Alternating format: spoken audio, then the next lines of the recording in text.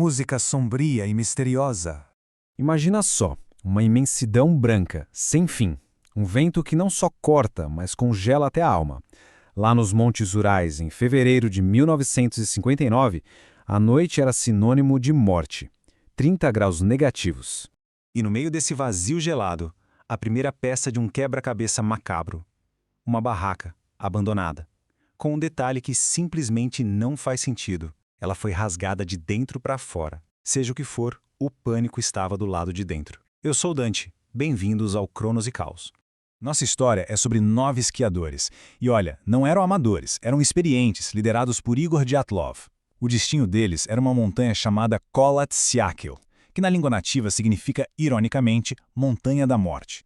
Um aviso que eles, claro, ignoraram. Quando o grupo não voltou, as equipes de busca foram enviadas. Elas não encontraram um simples acidente. Elas encontraram o palco de um horror inexplicável. A barraca estava lá, com todos os equipamentos, comida, tudo deixado para trás. Do lado de fora, a neve contava uma história de puro terror. Pegadas de pessoas fugindo desesperadamente para a escuridão. Algumas usando apenas meias, outras completamente descalças. Pensa comigo, que tipo de pavor faria um montanhista experiente correr descalço para uma morte certa a 30 graus negativos?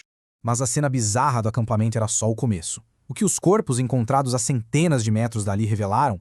Bom, isso desafia a lógica. A brutalidade era de um tipo que o frio, por si só, jamais conseguiria causar. Os corpos encontrados meses depois num barranco é que mostraram a verdadeira estranheza do caso. Ferimentos internos massivos, crânios esmagados, múltiplas costelas quebradas, lesões fatais. O legista da época foi bem claro. Ele escreveu no relatório: a força que causou esses ferimentos seria parecida com o impacto de um carro em alta velocidade. Agora me diga, que tipo de acidente de carro acontece no meio do nada, numa montanha isolada?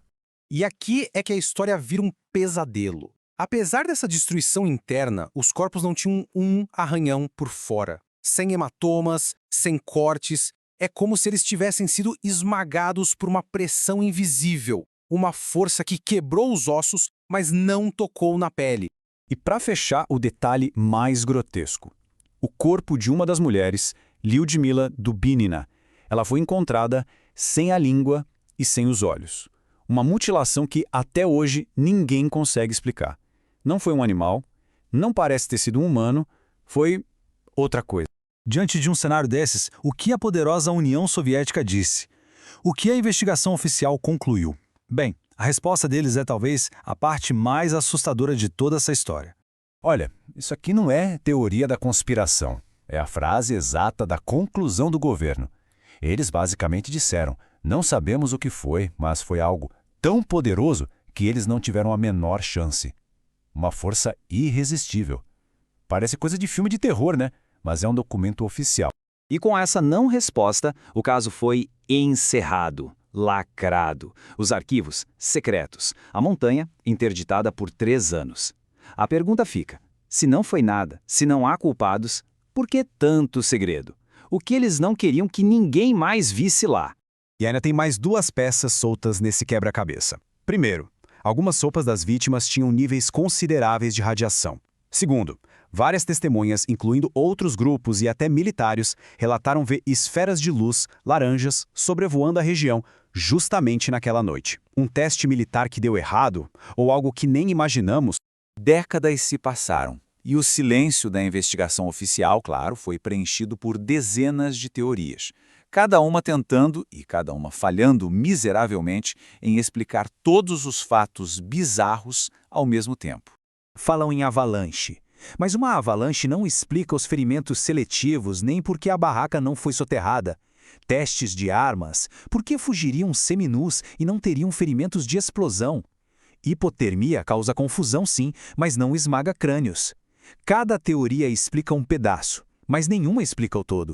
No fim das contas, a montanha continua em silêncio, guardando seu segredo. Talvez a verdade seja que, em lugares tão isolados, tão brutais, as regras do nosso mundo simplesmente não se aplicam. Seja a natureza, a crueldade do homem ou algo que a gente nem tem nome para descrever, o passo de Dyatlov continua lá, como uma ferida aberta, nos lembrando que existem forças que a gente não consegue nem entender, muito menos superar. Se você tem estômago para a verdade, inscreva-se no canal. Eu sou Dante. Nos vemos na próxima investigação.